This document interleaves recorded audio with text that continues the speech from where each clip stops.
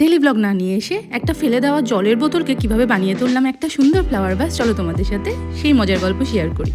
কত যে একটা সংসারে এই কাঁচের শিশিগুলো জমতে থাকে তা কিন্তু আমরা সংসারে গৃহিণীরা সকলেই জেনে থাকি। এই দেখো, লাস্টবার পাহাড় থেকে ঘুরে আসার পথে এই লাকি ব্যাম্বোগুলো নিয়ে এসেছি। কি সুন্দর প্যাঁচানো প্যাঁচানো, খুব সুন্দর দেখতে। আর ফেলে দেওয়া প্লাস্টিকের বোতলগুলোকে কেটে কেটে ওই নীল রঙেরটা আমি আর এই কমলা রঙেরটা আমার বড় ছেলে দুজন মিলে কি যে করেছি। না শুধু বড় ছেলে কেন বলবো, ছোটটিও কমলা রঙেরটার মধ্যে কালো কালো ছোপ ছোপ ছোপ ছোপ করে তৈরি করেছি দুজন মিলে লাকি ব্যাম্বোর ওই ফ্লাওয়ার ভাসগুলো।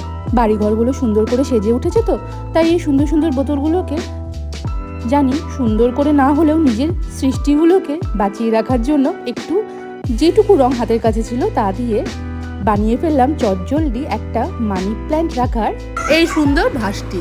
ফেব্রিকের এই তিনটে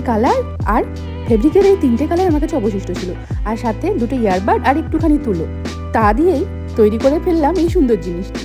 সুন্দর হোক বা অসুন্দর, নিজের তৈরি জিনিসের মধ্যে গাছ লাগানোর নেশা আমার কিন্তু বহু পুরনো। আমি জানি এই নেশা কিন্তু তোমাদের অনেকের আছে, তাই একদম দেরি না করে নেশাটাকে রূপ দিব বলে সকালবেলা যখন দেখছি আমার রান্নার দিদি বোতলটি ফেলে দিচ্ছে, তখন তাকে হাতের কাছ থেকে সেটিকে ছিনিয়ে নিয়ে এসে তৈরি করে ফেলেছি এই সুন্দর জিনিসটিকে। এই টুকরো টুকরো জিনিসই তো মজা আমাদের জীবনের। যে জিনিসটি রান্নাঘর থেকে ফেলে দিচ্ছিল সেই জিনিসটিকেই সুন্দর করে যেটুকু পারলাম রেডি করে নিয়ে আবার রান্নাঘরেই স্থান দিলাম। কেমন হয়েছে চলো জানিও। টাটা, খুব তাড়াতাড়ি আসছি অন্য দিনের গল্প নিয়ে।